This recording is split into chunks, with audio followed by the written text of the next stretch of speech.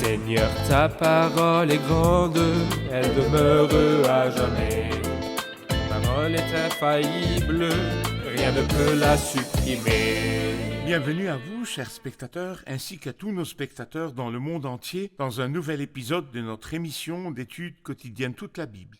Nous poursuivons notre étude du deuxième livre des Chroniques, l'un des livres historiques de l'Ancien Testament. Nous en sommes au chapitre 19 et chapitre 20. Dans le dernier épisode et dans le dernier chapitre, nous avons parlé de Josaphat, le bon roi, mais qui a aussi connu une grande chute lorsqu'il s'est allié au méchant Akab, roi d'Israël. Ils se sont alliés et ont fait la guerre ensemble et Akab est mort. Aujourd'hui, nous allons apprendre ce qui s'est passé au retour de Josaphat de la guerre, les réformes qu'il a entreprises dans le royaume et la fin de Josaphat.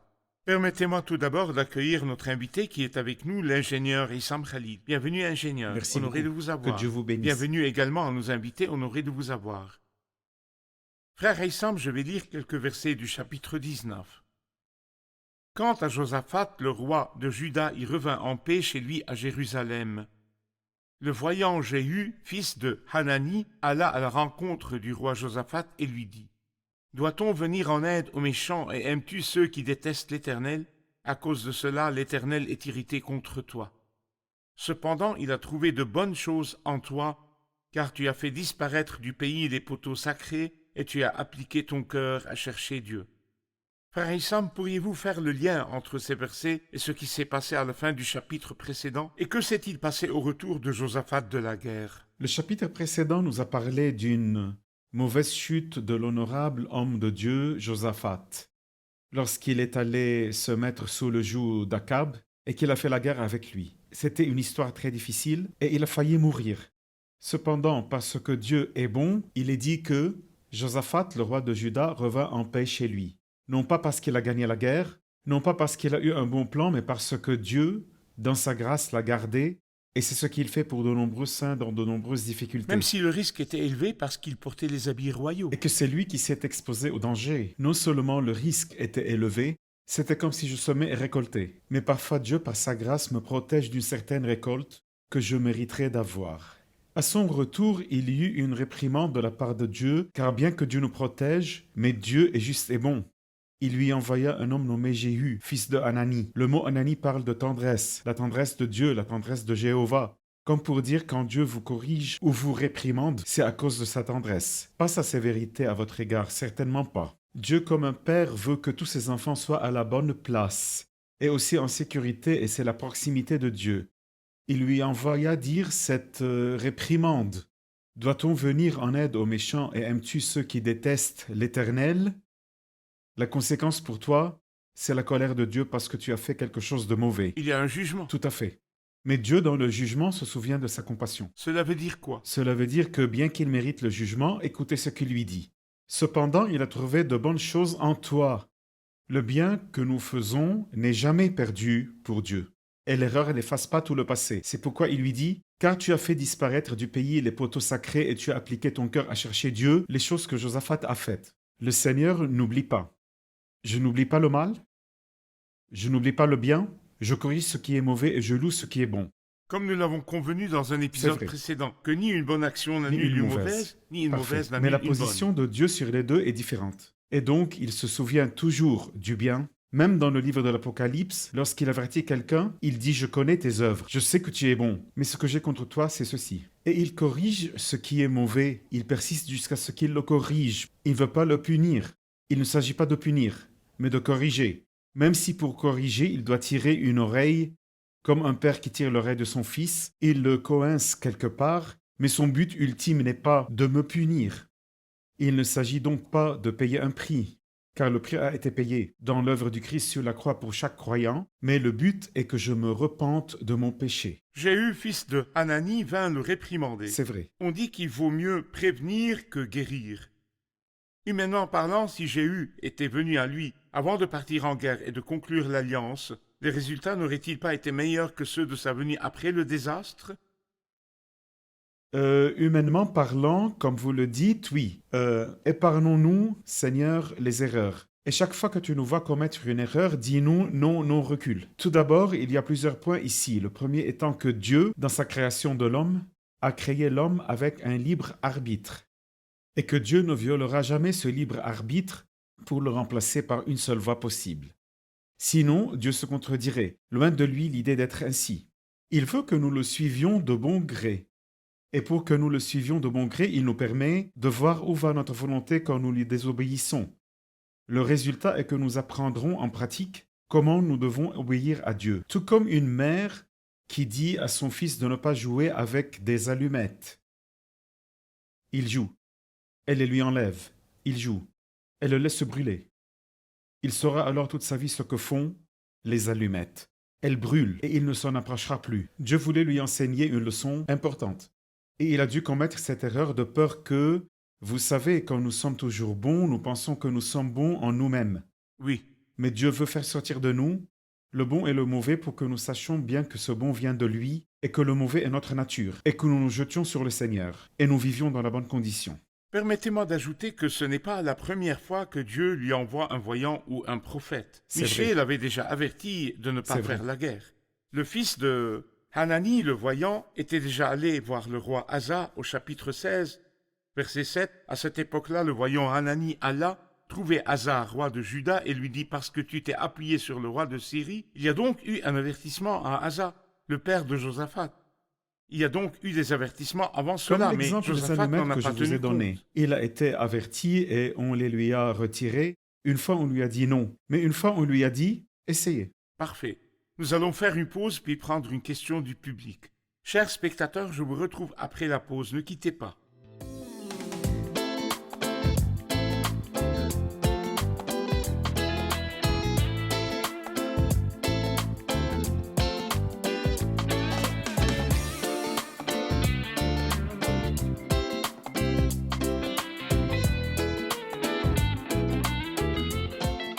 Nous voici de retour, chers spectateurs, pour prendre la question du public.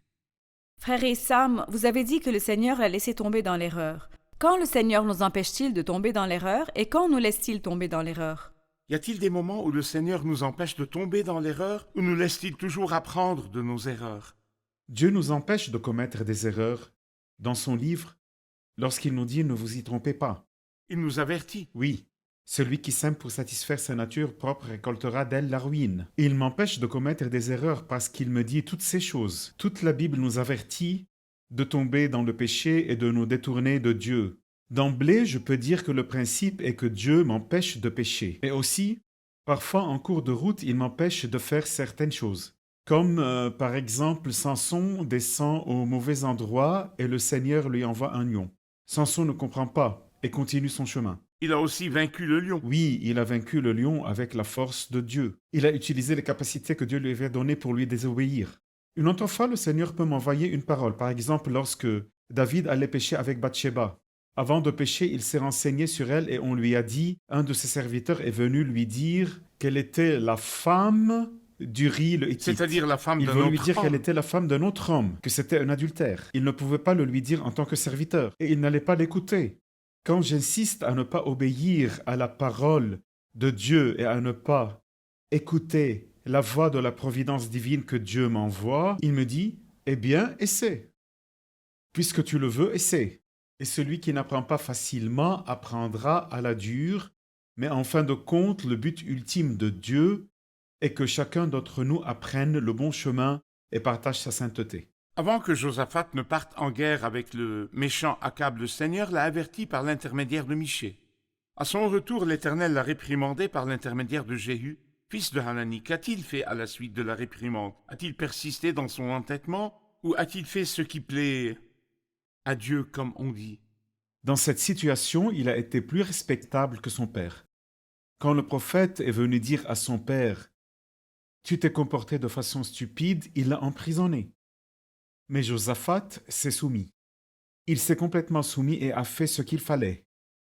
En effet, nous lisons qu'il fit revenir le peuple à l'Éternel, le Dieu de ses ancêtres. C'est au verset 4.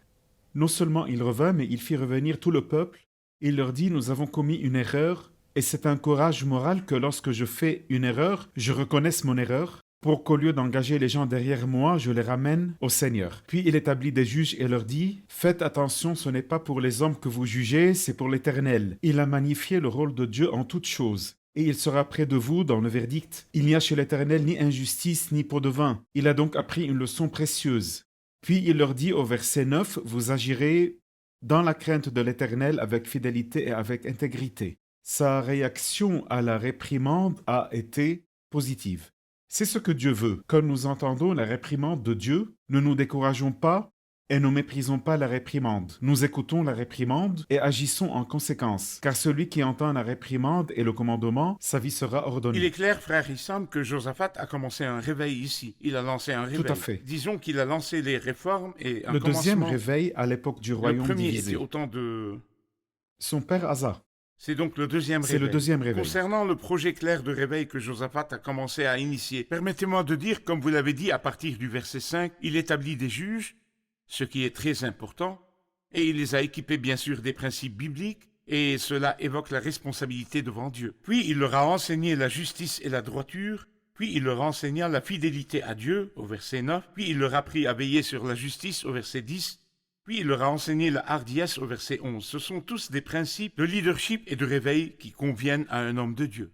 Quand nous allons au chapitre 20, Josaphat partit en guerre contre Moab et Ammon. Que s'est-il passé dans cette guerre?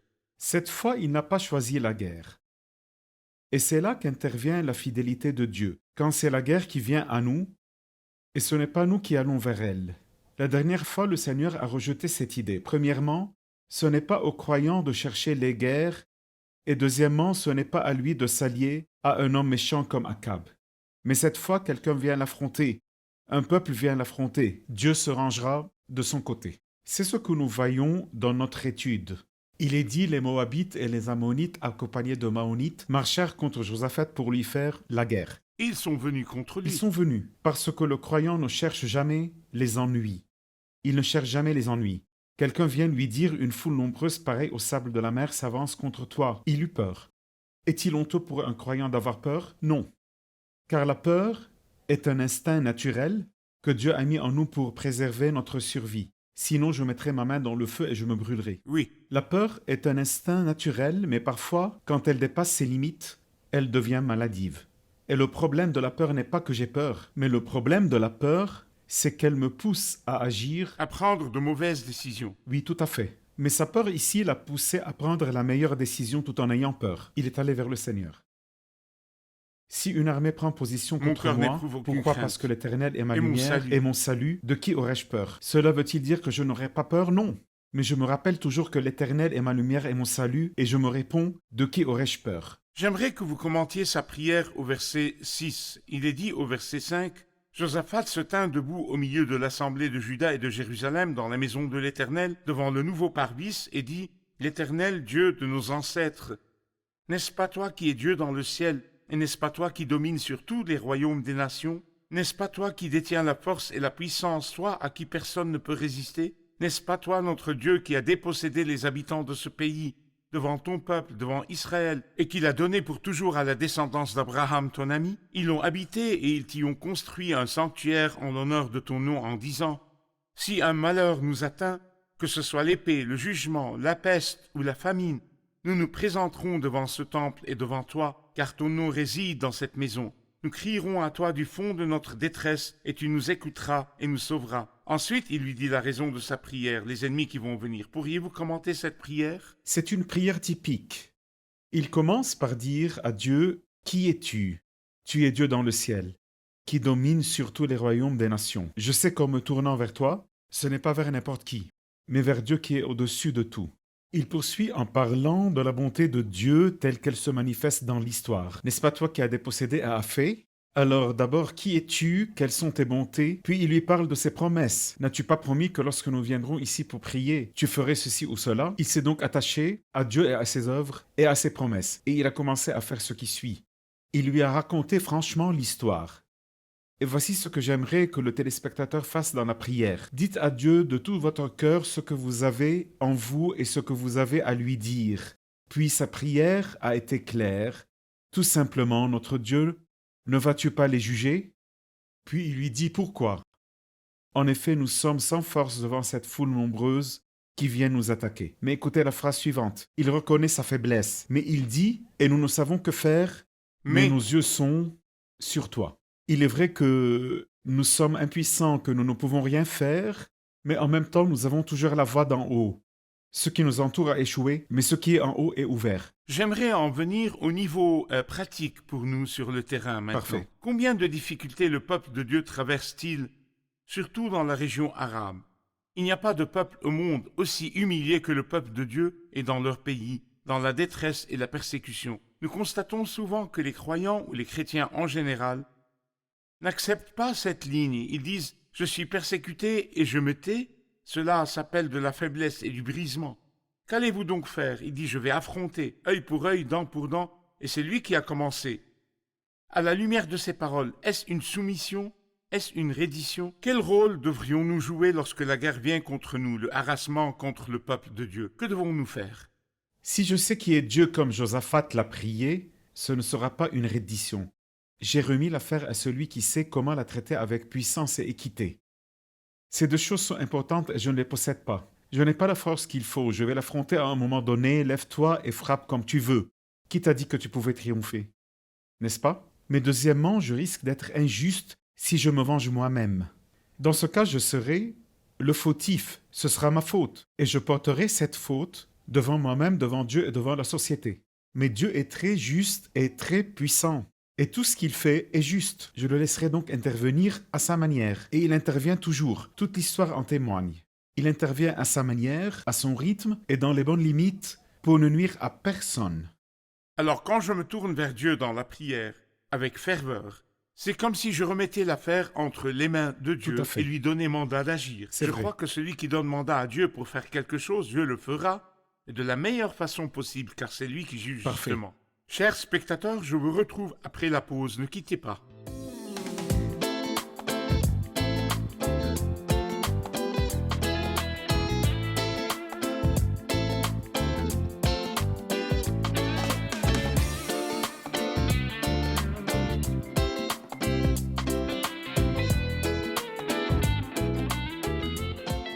Nous revoici, mes chers amis, pour prendre la question des invités.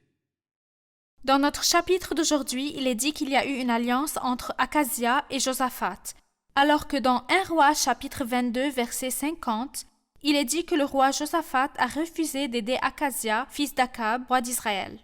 Oui, n'y avait-il pas d'alliance entre eux? Pourquoi C'est très a-t-il simple. refusé de La l'aider? solution consiste à lire dans le bon ordre. Notre partie ici dit qu'il s'associa avec Akazia pour construire des bateaux long courrier, et ils firent ces bateaux à Edjon-Geber. Alors Eliezer, fils de Dodava, de Marécha, prophétisa, parce que tu t'es associé avec Akazia, l'Éternel détruira ce que tu as fait. Les bateaux furent brisés. La deuxième partie est contestée, 1 Roi 22. 1 Roi 22. Lisez-la et vous découvrirez que l'histoire est résolue en entier. Si nous allons à 1 Roi 22, verset 50, écoutez ce qui est dit. Alors Akazia, le fils d'Akab, demanda... Non, lisons à partir de 49, s'il vous plaît. Josaphat construisit des bateaux long courrier pour aller à Ophir, chercher de l'or, mais il ne parvint pas jusque-là parce que les bateaux se brisèrent à Edson-Geber. Notons qu'il avait tout laissé sur place. Le prophète lui a dit que ce serait une erreur. Il l'a prévenu. Et les navires se sont brisés. Le verset 50 est-il donc postérieur à la venue du prophète ou antérieur? Après. Il a donc conclu l'alliance. Et lorsque le prophète vint et que les navires furent brisés à Edjon-Geber, il dénonça l'alliance. Akazia revint ensuite et lui dit « Viens avec moi ». Il Il lui refusa. dit « Non, j'ai appris ma leçon ». Un ordre logique. Avant la pause, nous nous sommes arrêtés sur Josaphat qui priait lorsque Moab et Ammon sont venus contre lui. Dieu a-t-il répondu à la prière ou non? Le Seigneur a répondu magnifiquement. Il leur envoya Zachaziel, fils de Zacharie, qui leur dit simplement « Judéens et habitants de Jérusalem, et toi, roi Josaphat, n'ayez pas peur. » Il leur dit une belle phrase que je vais lire. « Car ce ne sera pas vous qui combattrez, ce sera Dieu. Ne vous laissez pas effrayer devant cette foule nombreuse. Tout ce que vous avez à faire demain, ils vont monter contre vous, descendez contre eux. Vous n'aurez pas à mener ce combat, mais prenez position. Tenez-vous là et vous verrez la délivrance que l'Éternel vous accordera. N'ayez pas peur et ne vous laissez pas effrayer. Tenez-vous là demain et vous verrez la délivrance que l'Éternel vous accordera. » Et le Seigneur fit effectivement ce qu'il avait dit, et sans qu'ils fassent la guerre et ne fassent rien, l'armée ennemie fut vaincue devant eux. Pourriez-vous commenter les versets 20 et 21? Le lendemain, ils se levèrent tôt et partirent pour le désert de Tekoa au moment de leur départ. Josaphat se tint debout et dit « Écoutez-moi, Judéens et habitants de Jérusalem, ayez confiance en l'Éternel votre Dieu et vous serez affermis. Ayez confiance en ses prophètes et vous réussirez. » Puis, en accord avec le peuple, il désigna des musiciens qui, couverts d'ornements sacrés, célébraient l'Éternel tout en marchant devant l'armée et disaient « Louez l'Éternel, oui, sa bonté dure éternellement. » J'imagine quelqu'un qui part en guerre.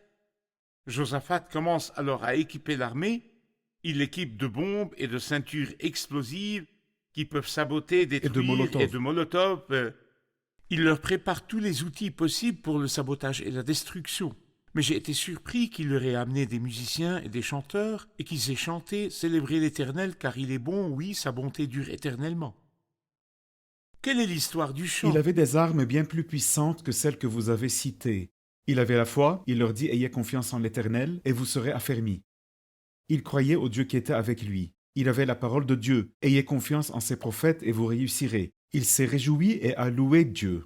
Le croyant qui croit en Dieu et qui croit à la parole de Dieu n'a qu'à louer et à dire « Je te magnifie ». Et cette louange donne une plus grande certitude, car j'extériorise ce qui est en moi et je le proclame. Et je dis que j'ai confiance que ce beau Dieu vivant me donnera la victoire. J'ai aussi aimé qu'ils aient fait toute cette beauté avant que le Seigneur ne fasse quoi que ce soit. Ils ont cru aux paroles du Seigneur, c'est la foi. Ils ont chanté avant de triompher et non après. C'est normal de chanter après, mais ce chant avant la victoire est le secret de la victoire. C'est là toute la grandeur de ce chapitre. Bon, pourriez-vous nous donner une définition en 2 phrases des ennemis du croyant chrétien dans le monde? Et quels sont les types d'armes que le croyant a entre les mains avec lesquelles le croyant peut combattre les ennemis que vous allez nommer? La Bible nous enseigne que ce n'est pas contre l'homme que nous avons à lutter. Il n'y a pas de lutte contre Nous les n'avons hommes? pas affaire aux hommes, mais à ceux qui nous sont hostiles. La Bible dit « Aimez vos ennemis, bénissez ceux qui vous maudissent ». Dans l'original, vos ennemis signifie aussi ceux qui s'opposent à vous. Donc je ne m'oppose à personne, je n'ai pas d'ennemi, mais c'est lui qui s'oppose à moi.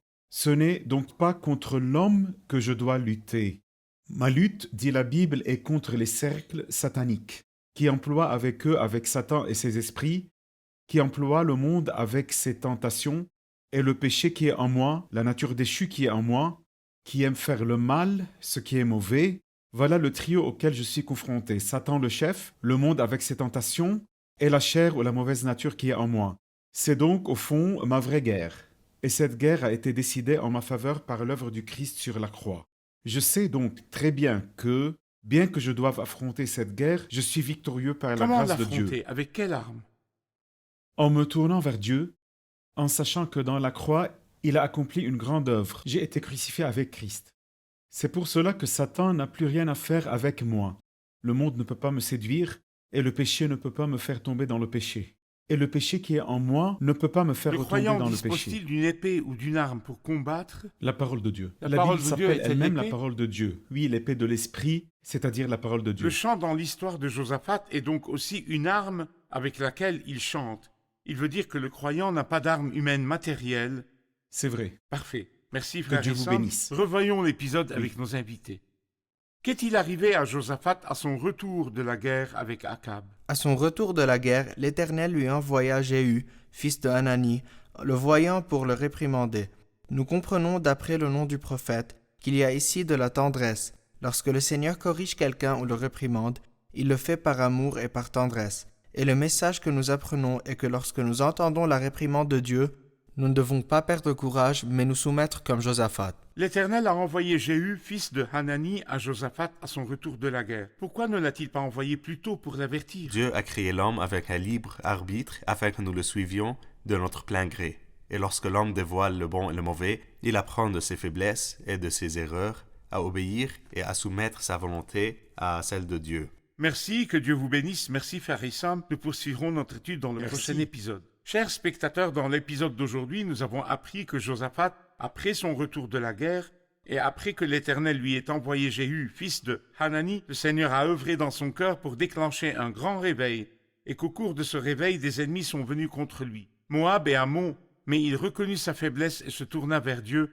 et demanda l'aide de Dieu, et là, il mit toute sa confiance en Dieu en disant « Nous ne savons que faire, mais nos yeux sont sur toi ». C'est comme s'il nous montrait le chemin à suivre pour nous appuyer sur Dieu, qui nous apporte la victoire. Aucune victoire ne viendra à nous, sauf si nous nous appuyons sur Dieu. Celui qui s'appuie sur Dieu, Dieu avec toutes ses capacités travaillera pour lui. Si Dieu est pour nous, qui sera contre nous? N'ayez pas peur où que vous soyez dans le monde. Si vous avez l'impression que tout le monde est contre vous, que toutes les forces sont contre vous, sachez que Dieu est de votre côté si vous êtes fidèle et du côté de Dieu. Question de l'épisode d'aujourd'hui. Quels sont les principaux éléments de la prière de Josaphat? Quels sont les principaux éléments de la prière de Josaphat? Je vous retrouve dans le prochain épisode. Que le Seigneur soit avec vous.